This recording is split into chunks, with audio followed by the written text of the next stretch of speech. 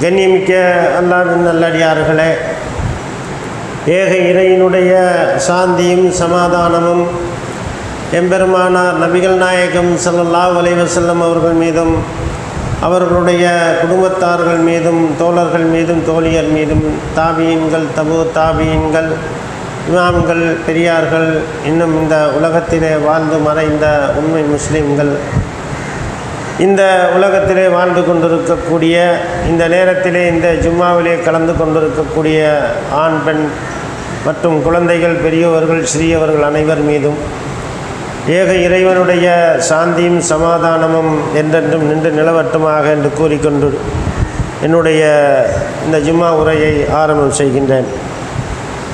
கண்ணியமிக்க அல்லாஹ்வின் நல்லடியார்களே, அல்லாஹ்வுடைய மாபெரும் கிருபையினாலே இந்த உலகத்திலே படைக்கப்பட்டிருக்கின்ற எத்தனையோ ஜீவராசிகளை இறைவன் அவனுடைய கண்காணிப்பில் விட்டு வைத்து அவைகளை பராமரிக்கக்கூடிய பொறுப்பையும் இறைவனே ஏற்றுக்கொண்டிருக்கின்றான். அதுபோல இந்த உலகத்திலே வாழக்கூடிய மனிதர்களிலே அல்லாஹும் அல்லாஹ்வுடைய தூதரும் காட்டித்தந்த வழிமுறையிலே தனது வாழ்க்கையை அமைத்து கொள்ள வேண்டும். அந்த வாழ்க்கை என்பது இறுதி நபியான அன்னலம் பெருமானார் நபிகள் நாயகம் ஸல்லல்லாஹு அலைஹி வஸல்லம் அவர்களுடைய நடைமுறையாக இருக்க வேண்டும்.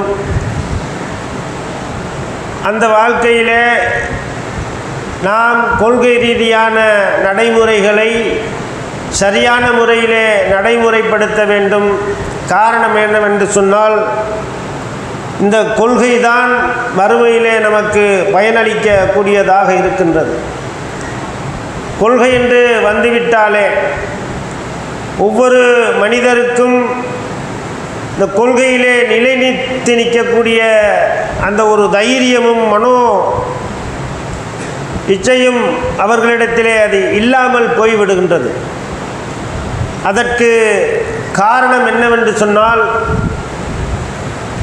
கொள்கை என்பதை ஒவ்வொரு மனிதர்களும் சாதாரணமாக இந்த கொள்கையை எடுத்துக்கொள்கின்ற காரணத்தினாலே பிற கொள்கைகளோடு அதை கலந்து தாமும் வழிகட்டு தம் மக்களையும் வழிகெடுக்கக்கூடிய ஒரு நடைமுறை இந்த உலகத்திலே இருந்து கொண்டிருக்கின்றது.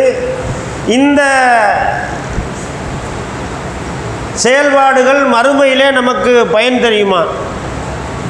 பயனளிக்கக்கூடிய உறவுகளை நாம் இந்த உலகத்திலே எப்படி அவர்களோடு உறவு வைத்திருக்கின்றோம்? இந்த உறவுகள் மறுமையிலே நமக்கு பயனளிக்கக்கூடியதாக இருக்குமா என்று ஆய்வு செய்து பார்த்தோம் என்று சொன்னால், நிச்சயமாக ஒரு கேள்விக்குறியை போட்டுவிட்டுத்தான் நாம் பேச வேண்டும். காரணம் என்ன? உலகத்திலே கொள்கை ரீதியாக இருக்கக்கூடிய ஏகத்துவ கொள்கையிலே தம்மை இணைத்து அதனோடு பயணித்திருக்கக்கூடிய ஒரு சமுதாயமாக அல்லாஹ் நம்மளை ஆக்கியிருக்கின்றான். அந்த பயணத்திலே நாம் இடர்பாடுகளில் தவறிவிடாமல், இடர்பாடுகளை தாண்டி அதை அந்த சோதனைகளில் இருந்து மீண்டு நாம் சரியான பாதையிலே பயணிக்க வேண்டும். இந்த இடர்பாடுகளை நாம் சரி செய்யக்கூடிய ஒரு நிலையிலே இருந்தாலும் கொள்கை ரீதியான சகோதரத்துவத்தை நாம் ஏற்படுத்தி வைத்து கொள்ள வேண்டும். ஏகத்துவவாதிகள் என்றால் அவர்கள் ஒரு கயிறை பற்றி பிடித்து கொண்டிருக்கக்கூடியவர்கள். அவர்கள் அண்ணன் தம்பிகளாக இருந்தாலும் சரி, நம்மளுடைய நண்பர்களாக இருந்தாலும், இன்னும் நம் ஊரை விட்டு வெளியிலே இருக்கக்கூடியவர்களாக இருந்தாலும் சரி, அவர்கள் கொள்கை சார்ந்திருந்தால் அவர்கள் அனைவருமே நமக்கு சகோதரர்கள். அந்த கொள்கையிலே நாம் சரியான முறையிலே நடைமுறை படுத்தி கொண்டிருக்கின்ற நேரத்திலே எந்த ஒரு செயலை செஞ்சாலும் இது அல்லாஹ் காட்டி தந்திருக்கின்றானா, அல்லாஹ்வுடைய தூதரவர்கள் நமக்கு கூறியிருக்கின்றார்களா என்று ஒவ்வொரு செயலையும் நாம் பார்த்து பார்த்து செய்யக்கூடிய நேரத்திலே நமக்கு இடையூறாக வரக்கூடிய அந்த செயல்கள் என்னவென்று சொன்னால், அதற்கு ஒரு வழியை இப்லீஸ் தேர்ந்தெடுக்கிறான். சைத்தான் இருக்கான் இல்லையா, அவன் இந்த கொள்கையில் ஊடுருவி எப்படியாவது அவர்களுடைய கொள்கை ரீதியான நடைமுறைகளை கலைத்து விட வேண்டும் என்கின்ற அந்த நிலையைத்தான் சைத்தானுடைய கடைசி நேர வாதமாகவும் இறைவனிடத்திலே அவன் முன்வைத்த வாதமாகவும் இருக்கின்றது. அப்போ அதுக்கு நாம் இடம் கொடுக்கணும்னு சொன்னால் ஒரு ஆண் மக்களிடத்திலே ஒரு தைரியமும் அந்த ஒரு தைரியத்தினால இபிலீஸுக்கு இடம் கொடுக்காம தன்னுடைய கொள்கையிலே நிலைத்து நிற்கக்கூடியவர்களாக இருப்பார்கள். இதற்கு அந்த சைத்தான் தேர்ந்தெடுக்கக்கூடிய வழிமுறை என்ன தெரியுமா? நம்மளுடைய மனைவிமார்கள், பெண் பிள்ளைகளிடத்தில் அவர்களுக்கு உள்ளத்தை அல்லாஹ் லேசாக இலேகுவாக எந்த இடத்திலும் அவர்கள் சரிந்துவிடக்கூடிய ஒரு நிலையிலே தான் படைத்து வைத்திருக்கின்றார். எந்த ஒரு துயரமான செய்தியை கேட்டாலும் அழுது விடுவார்கள், எந்த ஒரு செய்தியை கேட்டாலும் அதிலே சோகத்திலே மூழ்கி விடுவார்கள். ஒரு இழப்பு எடுக்கின்ற பொழுது அவர்களுடைய இழப்பை தாங்கிக் கொள்ள முடியாமல் அவர்கள் தடுமாறக்கூடிய ஒரு நிலையை நாம் பார்க்கின்றோம். இதற்கு சைத்தான் தேர்ந்தெடுத்துக்கின்ற வழிமுறை தான் நம்மளுடைய உறவுகளிலே முக்கியமான உறவான தன்னுடைய மனைவிமார்கள், பிள்ளைகள். அவர்களிடத்திலே ஊடுருவி தன்னுடைய கொள்கையிலே சிறிது சிறிதாக நம்மை பிரித்தெடுத்து அந்த கொள்கையிலிருந்து விலகி செல்லக்கூடிய ஒரு நிலையை நாம் அடைவதற்கு சைத்தான் ஒரு வழிகேடனாக இருக்கின்றான். அந்த வழியை நாம் பின்பற்றி அவனுடைய வழியிலே நடந்து சென்று மறுமையிலே நரகத்துக்குரியவர்களாக ஆகிவிடக்கூடாது என்பதைத்தான் இந்த நேரத்திலே இந்த ஜும்மாவுடைய உரையாக மறுமையிலே பயனளிக்கக்கூடிய உறவுகள் நமக்கு துணை வருமா என்கின்ற தலைப்பினிலே நாம் பார்க்கிறோம். பயனளிக்காது. அதற்கு சைத்தான் எடுக்கின்ற வழி என்ன? நமக்கு உறவுகள் எல்லாம் இருப்பாங்க, உறவுகள் இல்லாமல் இல்லை. நாம் கொள்கையிலே தனித்து நின்றாலும் தன்னுடைய அண்ணன், தம்பி, தாய், தந்தை, தன்னுடைய மனைவியின் வழியிலே மச்சன், மாமா அப்படின்னு சொல்லி கொழுந்தியா நாத்தனான்னு சொல்லுவாங்கள்ல, இந்த மாதிரி உறவு முறைகள்லாம் என்ன இருக்கும்? நம்மளோடு அன்றி உறவாடக்கூடியவர்களாக இருக்கும். ஒரு துயரத்திலே உதவி செய்யக்கூடியவர்களாக இருப்பார்கள். பணம், காசு, ஒரு நோய் நொடி என்று சொன்னால் அவர்கள் உதவி செய்யக்கூடியவர்களாக இருப்பார். இதில் எந்த மாற்று கருத்துமே இல்லை. இதில் யாராவது மாற்றம் சொல்ல முடியுமா? நான் கொள்கையில் இருக்கிறேன் அப்படிங்கிறதுக்காக தன்னுடைய சகோதரனிடத்தில் உதவி கேட்காமல் இருக்க முடியுமா? தன்னுடைய அண்ணனிடத்தில் உதவி கேட்காமல் இருக்க முடியுமா? தன்னுடைய சகோதரியினிடத்தில் உதவி கேட்காமல் இருக்க முடியுமா? கொள்கை வேறு, உதவி செய்வது என்பது வேறு என்கின்ற நிலையிலே தான் நாம் அவங்களுக்கு என்ன செய்வோம்? உதவி செய்யக்கூடியவர்களாகவும் அவர்களிடத்திலே உதவி பெறக்கூடியவர்களாகவும் இருப்போம். அப்போ இதில் நாம் என்ன நிலைப்பாடை நாம் எடுத்துக்கொள்ள வேண்டும் என்று சொன்னால், கொள்கை வேறு, அந்த அன்பு என்பது, பாசம் என்பது அது வேறு. அவைகளை இந்த உலகத்திலே நாம் காட்டி விடலாம். அண்ணனுக்கு உதவி செய்யலாம், தங்கைக்கு உதவி, எப்படி வேணாலும் நம்ம செஞ்சுட்டு போயிடலாம். பொருளாதாரத்திலே நலிவடைந்திருந்தால் அவர்களுக்கு பொருளாதாரத்தை கொடுத்து உதவி செய்யலாம். இது சகோதரத்துவத்தையும் உறவுகளை பேணக்கூடிய ஒரு நடைமுறையும் நபிகள் நாயகம் ஸல்லல்லாஹு அலைஹி வஸல்லம் அவர்களுக்கு நமக்கு காட்டி தந்திருக்கின்றார்கள். உறவுகளை பேண வேண்டும்.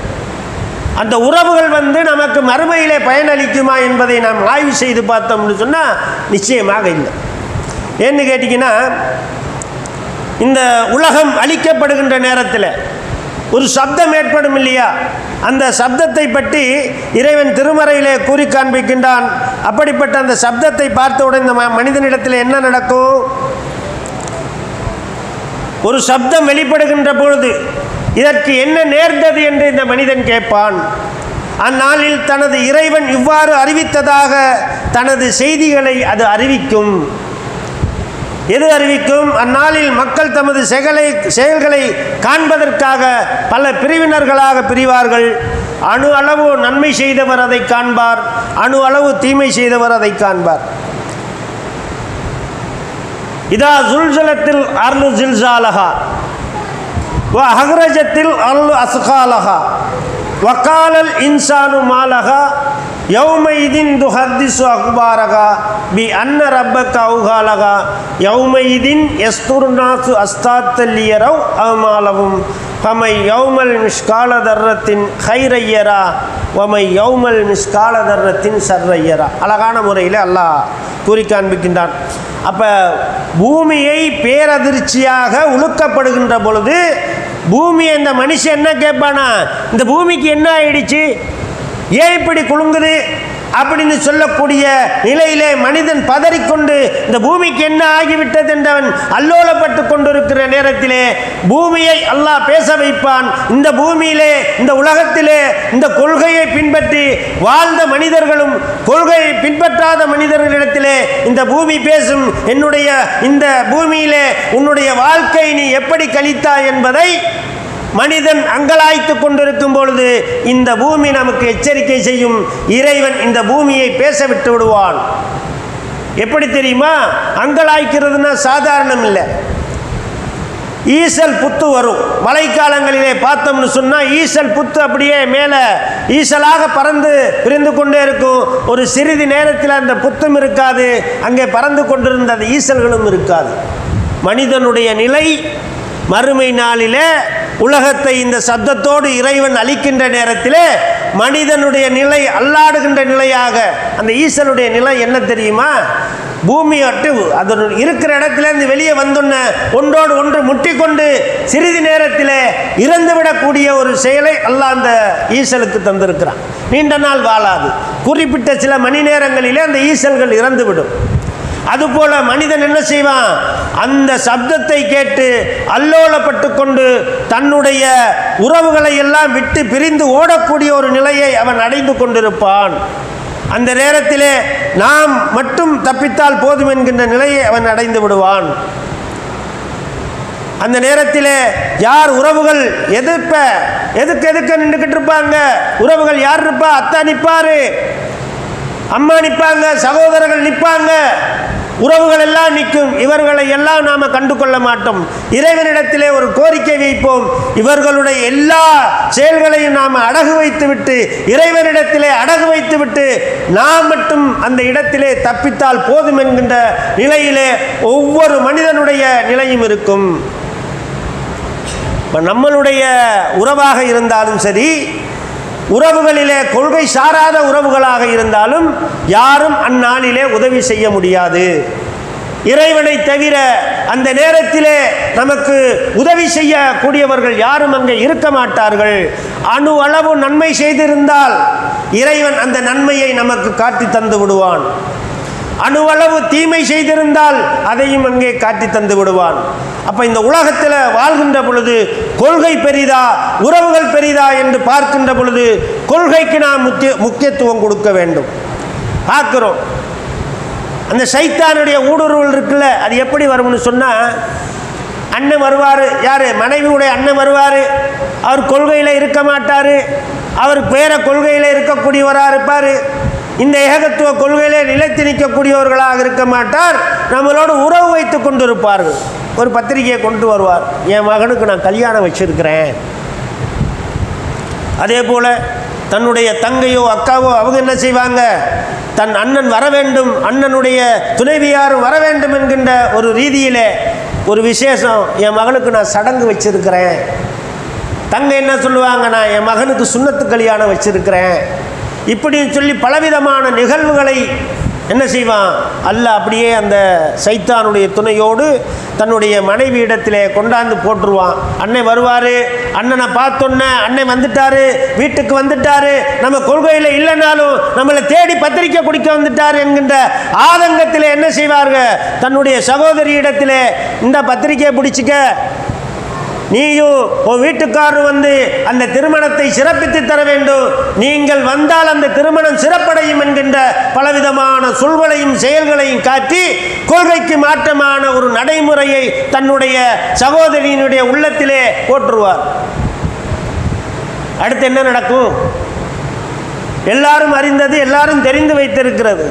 தலையணை மந்திரம், மனைவி சொல்லே மந்திரம் என்கின்ற நிலையை ஒரு ஆண் அடையக்கூடிய நேரத்தை அந்த சில நேரங்களிலே சில நாட்களிலே அடைந்து விடுவார். என்ன கண்ணீர் மல்க, தன் அன்னை வந்தார், உங்களை பார்க்க முடியல, பத்திரிக்கை வச்சார், நாம் நம்ம குடும்பத்தோடு அங்கே போய் நின்றா தான் அந்த திருமணம் சிறக்கும், அந்த சடங்கு சிறக்கும். அந்த சுன்னத் கல்யாணம் சிறக்கும்னு உறவுகள் எல்லாம் சொல்லிக்கிட்டு இருக்கு.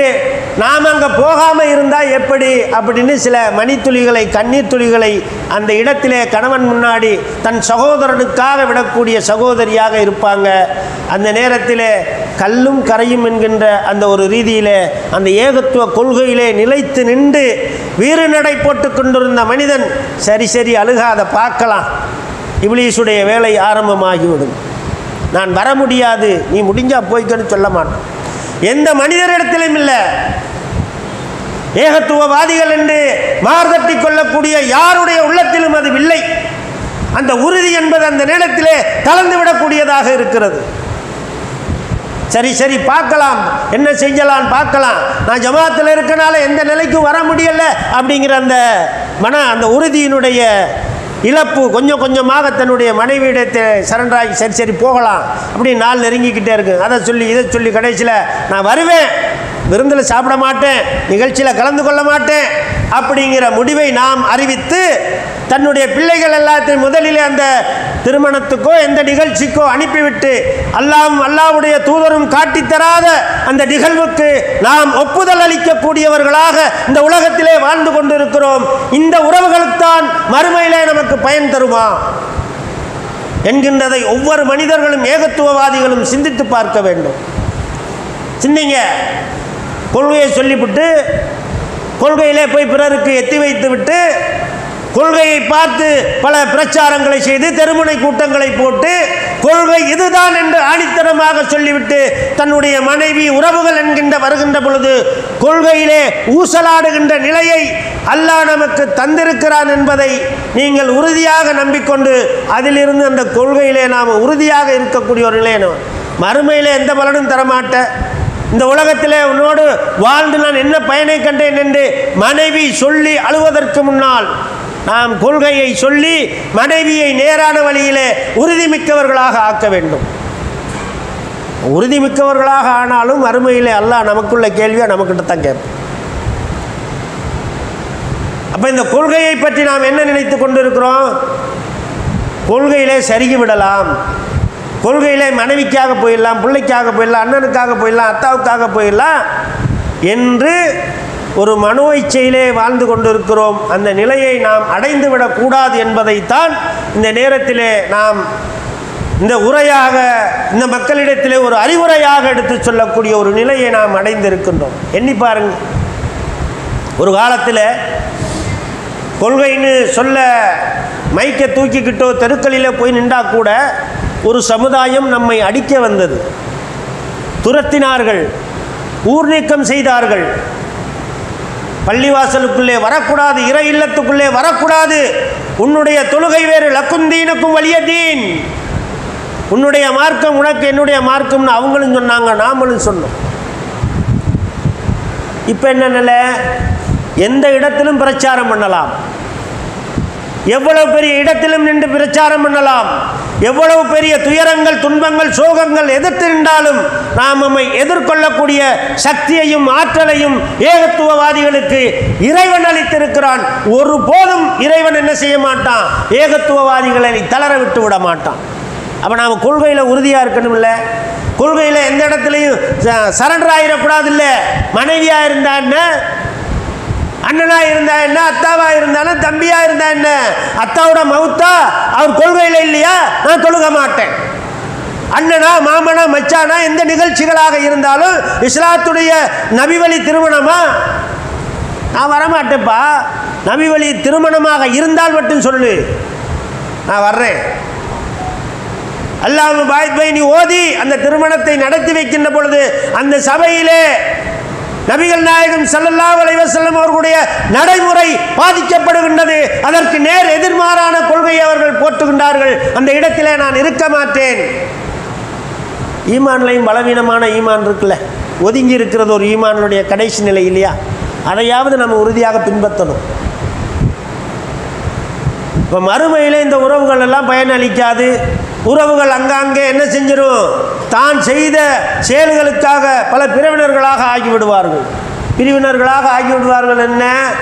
கல்லை வணங்கினவன் கல், தர்கா வணங்கினவன் தர்கா, பெரியார்களை வணங்கினவர்கள் பெரியார், தீயை வணங்கியவர்கள் தீயை, இந்த பிரிவினர்களாக பிரிந்து சென்று கொண்டே இருப்பார்கள்.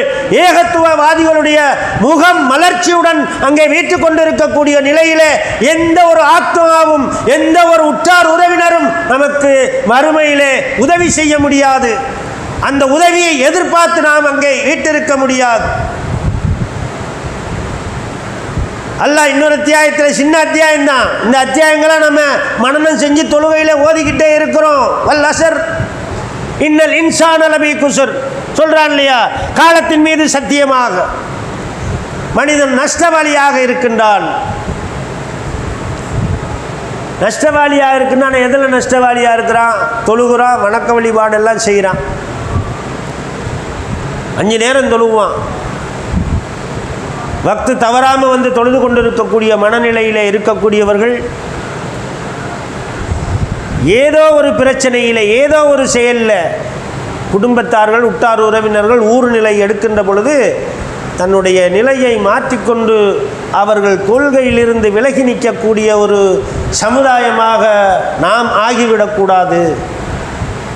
இப்போ கொள்கையில் உறுதின்னு சொன்னால், என் குடும்பம், நான் தௌஹீத்வாதி, அஷ்ஹது அல்லா இலாஹ இல்லல்லாஹ் அஷ்ஹது அன்ன முஹம்மதர் ரசூலுல்லாஹ் என்ற கலிமாவிற்கு பொருள் கொடுக்கக்கூடியவன் என்கின்ற அந்த உறுதிமொழியோடு நம்முடைய வாழ்க்கையை நாம் பயணித்து கொண்டே இருக்க வேண்டும்.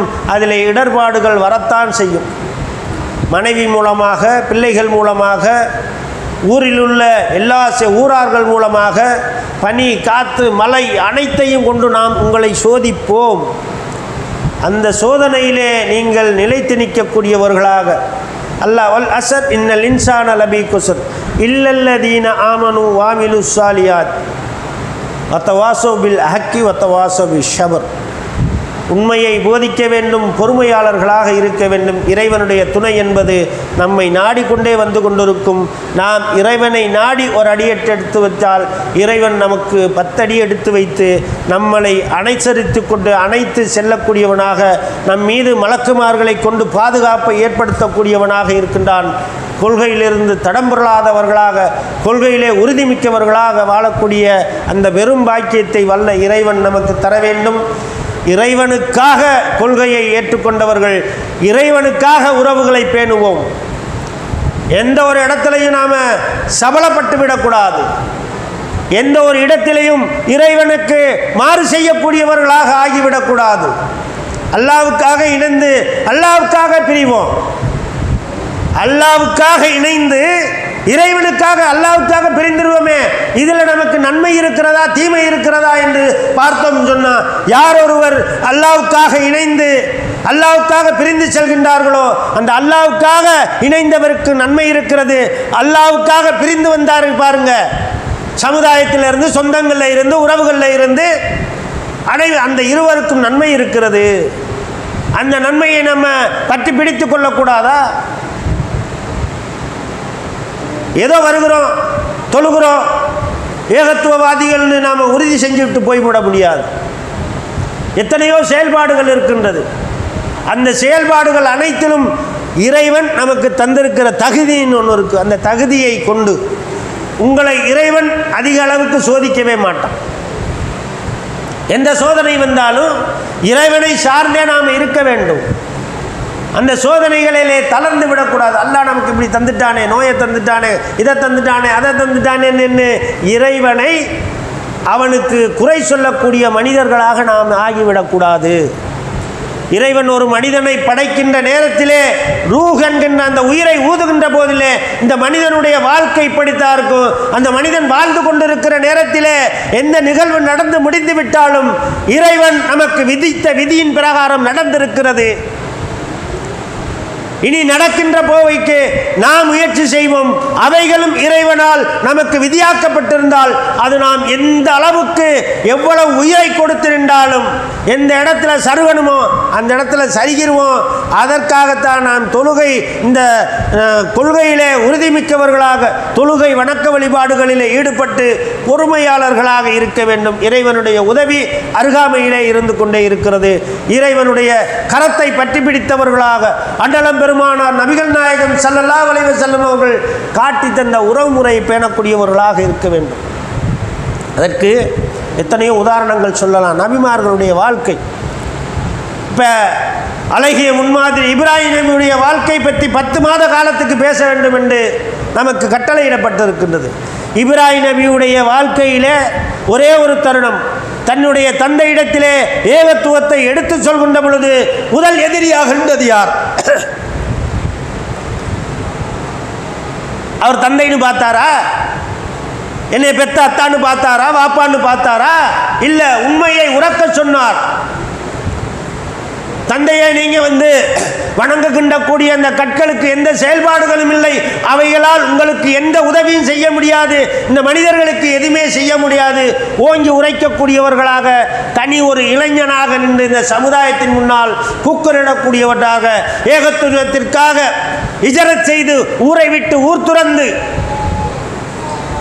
எவ்வளவு அல்லல் பட்டு தன்னுடைய வாழ்க்கையிலே நடைமுறைப்படுத்தி காட்டு தந்ததை அதை இறைவன் அதை ஒரு நமக்கு வழிமுறையாக ஹஜ் என்கின்ற அந்த நடைமுறையின் காரணமாக அதை நடைமுறைப்படுத்தக்கூடிய ஒரே ஒரு நபி, அல்லாஹ்வுடைய நண்பன் என்று சொல்லிக்கூட இப்ராஹிம் கலீலா அப்படின்னு சொல்லக்கூடிய அந்த இறைவனுக்கு உற்ற நண்பன் என்று சொல்லக்கூடிய அவருடைய வாழ்க்கையை நமக்கு ஒரு கடமையாக்கி ஹஜ் என்கின்ற கிரிகையை செய்ய வைத்திருக்கான்னு சொன்னால் எவ்வளவு உறுதிமிக்கவர்களாக இருந்திருப்பார்கள். ஒன்றா ரெண்டா எல்லா நபிமார்களுக்கும் சோதனை இருந்தது. நூஹ் நபி, லூத் நபியுடைய மனைவிமார்களுக்கு அல்லாஹ் இதாயத்தை கொடுக்கலையே, நரகத்துக்குரியவர்களாக ஆகிவிட்டார்கள் என்று அல்லாஹ் பகிரங்கப்படுத்தினானே. நூஹ் நபி அல்லாஹ் என்ன சொன்னா?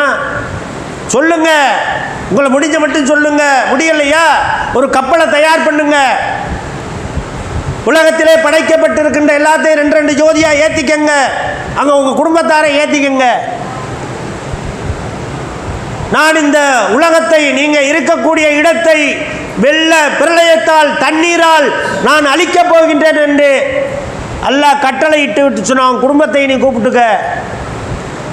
அத்தா கப்பலில் நிற்கிறாரு, தண்ணி சிறிதாக உயர்ந்து கொண்டிருக்கிறது, மகன் தரையிலே நிற்கிறான். அல்லாஹ்வை ஏற்றுக்கொள், ஏகத்துவத்தை ஏற்றுக்கொள் என்று சொல்லி மன்றாடி சொன்னார்கள்.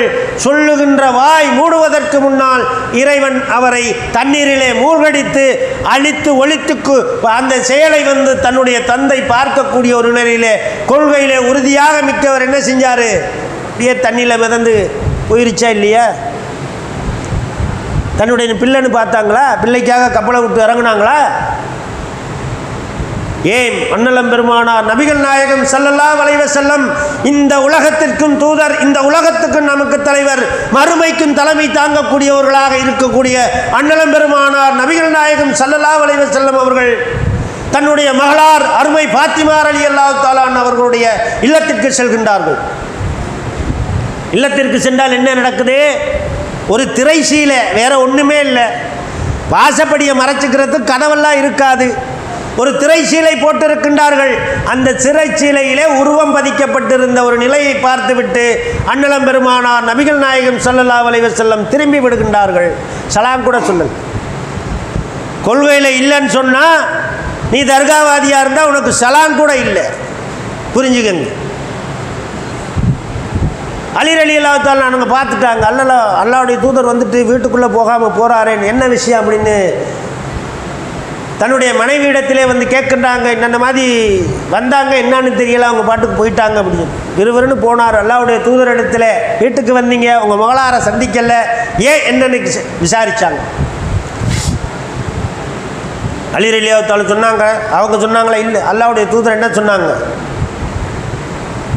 என்னுடைய மகளார் பாத்திமாவுடைய வீட்டுக்கு முன்னால் ஒரு திரை சீலை தொங்குகின்றது. அந்த திரை சீலையை உருவம் பதிக்கப்பட்டிருக்கின்றது.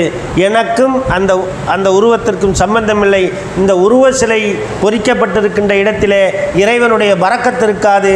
என்ன, அந்த இடத்திலேருந்து நான் விளைவிக்கிறணும் அப்படின்னு சொல்லி சலாம் கூட சொல்லாமல் தன்னுடைய மகளாரை ஈரக்குலை என்று சொல்லக்கூடிய பாசத்தை அள்ளி கொட்டக்கூடிய மகளாரையும் சந்திக்காமல் போனார்கள் என்றால் உறவுக்கு வழிமுறை காட்டி தந்திருக்கின்றார்கள் அண்ணலம் பெருமானார் நபிகள் நாயகம் ஸல்லல்லாஹு அலைஹி வஸல்லம். சொன்னாங்க, பாத்திமா ரலியல்லாஹு கேட்டாங்க, அப்போ நான் என்ன செய்யட்டும் அப்படின்னாங்க. அதை இன்னாருக்கு கொடுத்து விட்டு அல்லாஹ்வுடைய தூதர் அவர்கள் வழிமுறை காட்டி தந்தார்கள். அது மட்டுமா, தன்னுடைய பெற்ற தாய் கபரடியிலே இருந்து அண்ணலம் பெருமானார் அவர்கள் சாறை சாறையாக கண்ணீர் மல்கிக் கொண்டிருக்க காட்சியை நபித்தோழர்கள் பார்த்தார்கள். அல்லாஹ்வுடைய தூதரே, ஏன் நீங்கள் கபரடியிலே நின்று அழுகின்றீர்கள் என்று கேட்டார்கள். அல்லாஹ்வுடைய தூதர் சொன்ன ஒரே ஒரு வார்த்தை, நான் என்னுடைய தாய்க்காக பிரார்த்தனை செய்வதற்காக இறைவனிடத்திலே கேட்டேன், இறைவன் அந்த அங்கீகாரத்தை ரத்து செய்து விட்டான், உனக்கும் அம்மாவுக்கும் சம்பந்தம் இல்லைப்பா அப்படின்னு சொல்லி நீ அவர்களுக்கு துவா கேட்க முடியாது. ஏன்? அவங்க கொள்கையில் இல்லை, ஏகத்துவ கொள்கையில் இல்லை. அப்படிப்பட்ட அந்த அண்ணலம் பெருமானார் நபிகள் நாயகம் ஸல்லல்லாஹு அலைஹி வஸல்லம் அவர்களை பெற்றெடுத்த தாய் இந்த கொள்கையிலே இல்லை என்று சொல்கின்ற பொழுது, அவர்களுக்கே நாம் பிரார்த்தனை செய்ய முடியாது என்கின்ற நிலை வருகின்ற பொழுது, நாம் எல்லாம் எம்மாத்திரம் 1400 வருஷத்துக்கு முன்னாடி வாழ்ந்த நிகழ்வுகளை பேசி பேசி கொள்கையிலே உறுதியாக இருக்கிறோம். நமக்கு என்ன நிலை மறுமையிலே வரும்? அந்த நிலையிலிருந்து இறைவன் தரக்கூடிய அந்த சொர்க்கத்திற்கான வாழ்க்கை அமைத்து கொண்டு கொள்கையிலே உறுதிமிக்கவர்களாக, கொள்கை சகோதரனாக, கொள்கை சகோதரியாக தேர்ந்தெடுத்து அவர்களோடு உறவை பேணக்கூடிய அந்த பெரும் பாக்கியத்தை வல்ல இறைவன் நமக்கு தர வேண்டும் என்று கூறி என்னுடைய முதல் உரையை நிறைவு செய்கின்றேன். வாகிர் தவானா அல்ஹம்துலில்லாஹி ரப்பில் ஆலமீன். அஸ்ஸலாமு அலைக்கும் வரஹ்மத்துல்லாஹி வபரகாத்துஹு.